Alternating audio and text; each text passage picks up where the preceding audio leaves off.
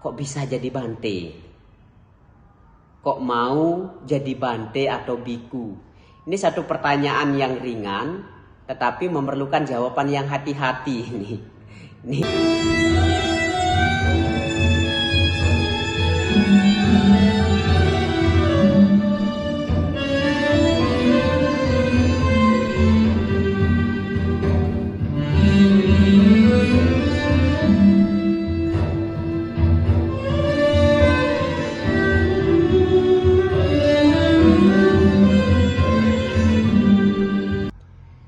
Salam sejahtera buat kita semuanya. Namo Sang Hyang Adi Budaya, Namo Buddhaya. Pertama-tama saya mengucapkan banyak terima kasih kepada Ki Ananda yang sudah memberikan saya kesempatan untuk berbagi pengalaman, untuk bercerita tentang pengalaman mengapa punya keinginan atau ikut bergabung menjadi anggota Sangga. Di sini saya hanya akan bercerita tentang pertanyaan yang sering ditanyakan sebenarnya ini. Ketika banyak bertemu dengan orang, mereka sering bertanya, kok bisa jadi bante? Kok mau jadi bante atau biku? Ini satu pertanyaan yang ringan, tetapi memerlukan jawaban yang hati-hati ini. Nah, tentunya dari setiap individu atau masing-masing dari bante atau bikunya punya jawaban masing-masing. Tetapi intinya masuk menjadi anggota Sangga, tujuan utamanya adalah supaya lebih mudah di dalam hal praktek, lebih mudah di dalam hal praktek, atau lebih mudah di dalam hal melatih diri. Ini sebenarnya tujuan utamanya. Kalau tujuannya apakah untuk mencapai kebahagiaan yang lebih?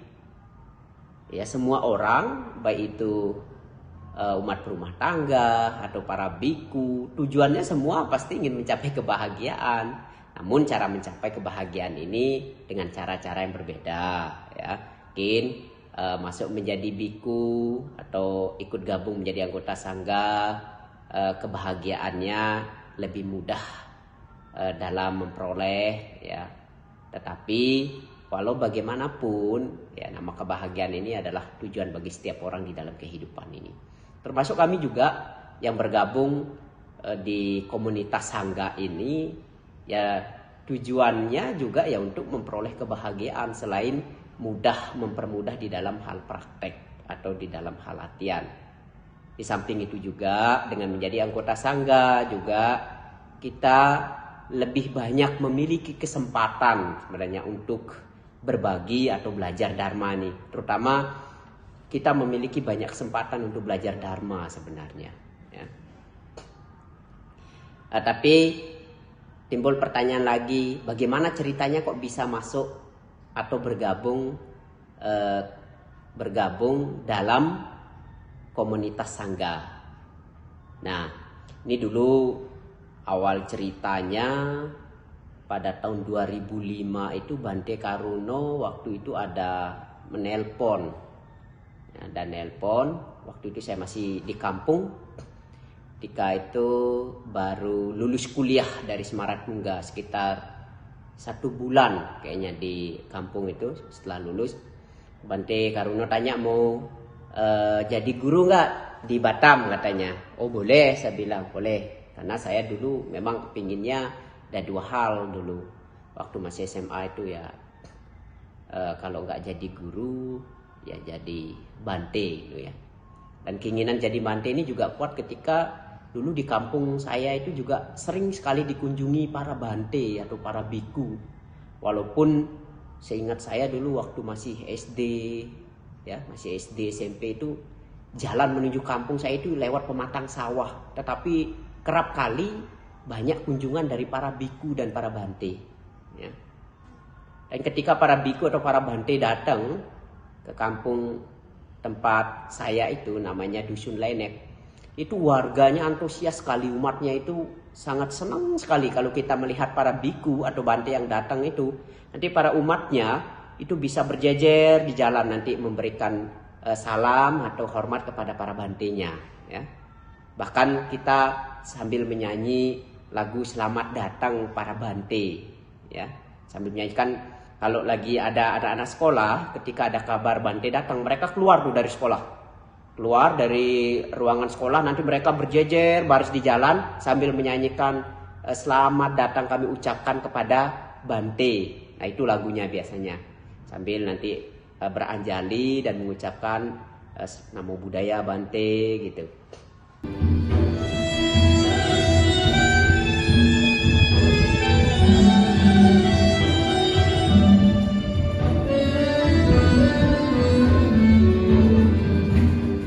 Dan dari situ saya juga senang sekali, dan waktu SMA ada pergi terus lulus SMA itu pergi sekolah ke Jawa, ke Semaratungga pada waktu itu tahun 2001 hingga lulus 2005. Dan lulus 2005 inilah ketika lulus di rumah sekitar 1 bulan itu Bante Karuno tanya, mau jadi guru nggak di Batam? Oh ya boleh, tapi syaratnya, nah ini ada syaratnya. Bante Karuno bilang syaratnya harus sama Nera dulu. Oh ya nggak masalah, boleh. Nah akhirnya saya berangkat, tetapi sebelum berangkat ke Batam itu berangkat ke Medan. Ke Medan, di Medan di Wihara Borobudur yang tempat Eyang Jinadamo tinggal. Nah di situ tinggal selama 2 minggu, ya, 2 minggu di situ di Wihara Borobudur. Ada cerita mengesankan ketika berangkat ke Medan waktu itu pertama kali naik pesawat. Nah taunya kan dulu kalau kita di kampung ini kan zaman dulu itu taunya yang namanya pesawat itu cuma Garuda. Jadi belilah tiket Garuda, pada waktu itu harga tiketnya 1.500.000 ya. 1.500.000 tahun 2005 pada waktu itu. Nah, waktu naik pesawat itu saya lihat isinya di dalam pesawat itu kok orangnya kulit putih semua. Orang Tenang atau Chinese semua.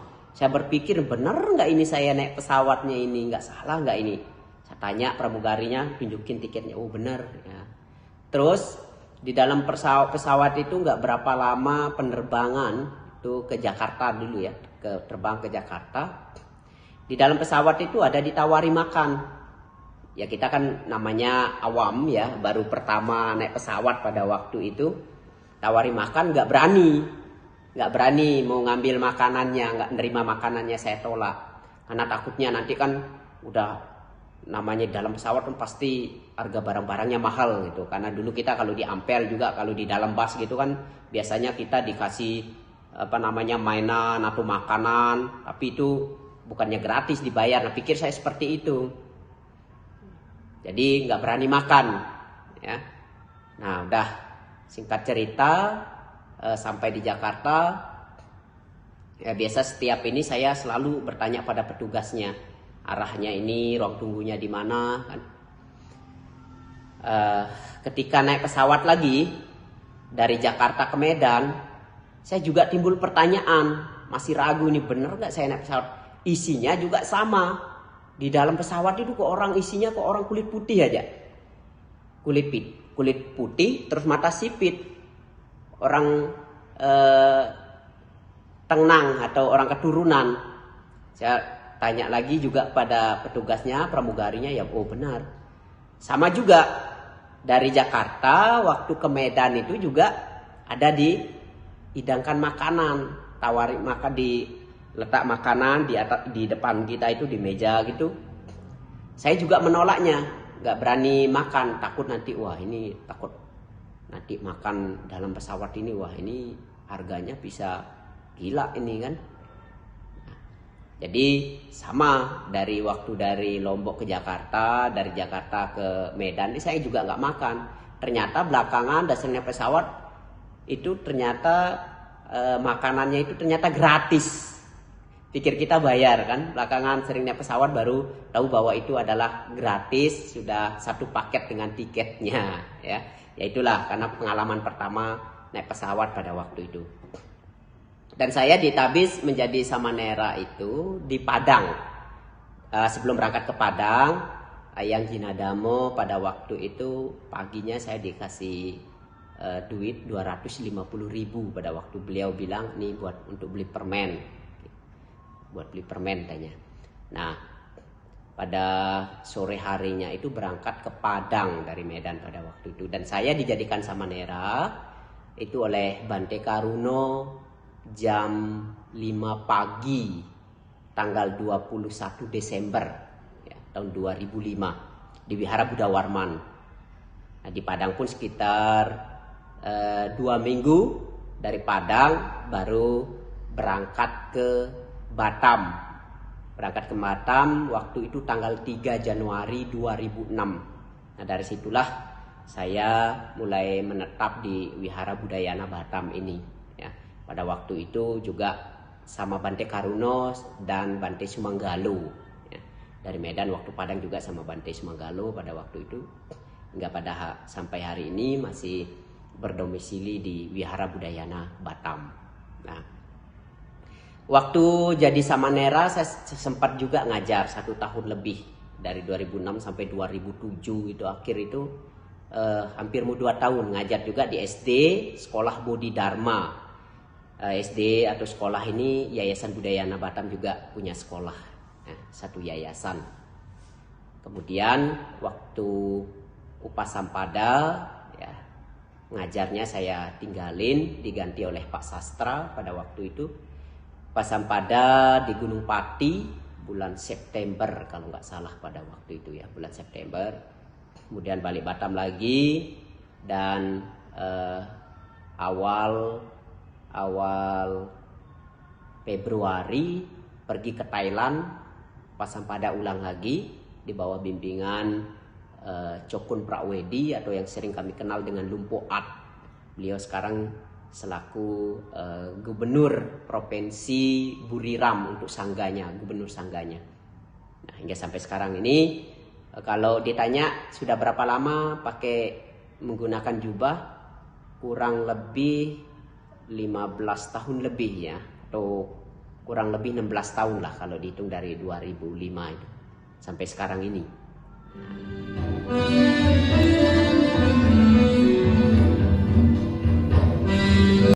Hal yang paling mengesankan itu ya kita bisa berbagi dhamma kepada, kita bisa berbagi kepada banyak orang ya. Nah,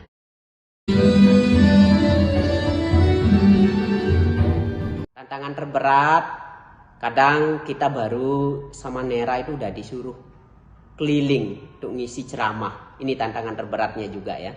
Maka nggak heran banyak kadang mereka yang tidak kurang memiliki kemampuan dalam hal ini sehingga tidak bertahan ya, tidak bertahan. Berbeda di negara Buddhis, orang di sana kalau yang namanya berceramah atau ngisi dhamma itu mereka yang benar-benar sudah senior. Tapi kalau di Indonesia baru jadikan samanera aja sudah disuruh ngisi, kan luar biasa ini ya. Tetapi itulah bedanya ya negara kita dengan negara Buddhis lainnya. Karena kita tahu sendiri di Indonesia ini kan kekurangan anggota sangga.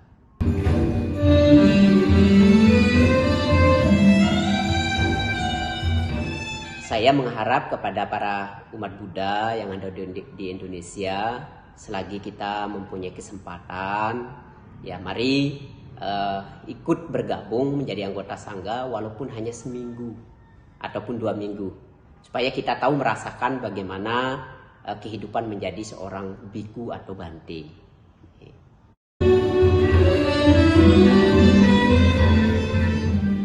Saya berpesan kepada para umat Buddha, ketika Anda melihat atau mendengar para biku yang meninggalkan kehidupan pertapa atau samana, jangan sekali menjudgment atau menilai hal buruk kepada mereka. Karena kan kita tidak tahu, dan menjadi biku juga kan tidak selamanya atau tidak harus umur hidup. Ya, sejauh mana kita memiliki karma baik untuk menjalankan, ya jalani saja. Tetapi saya harap kepada para umat Buddha jangan pernah menjudgment atau menilai hal buruk ketika seorang biku kembali menjadi umat berumah tangga, karena itu juga pilihan. Sekali lagi saya minta kepada Anda semua, pada para umat Buddha, mari selagi Anda memiliki kesempatan untuk bisa memiliki kesempatan untuk bisa berlatih, alangkah baiknya bisa mengikuti latihan Pabaja, Samanera ataupun Atangga Sila atau Anagarika, walaupun hanya seminggu, ya, walaupun hanya seminggu.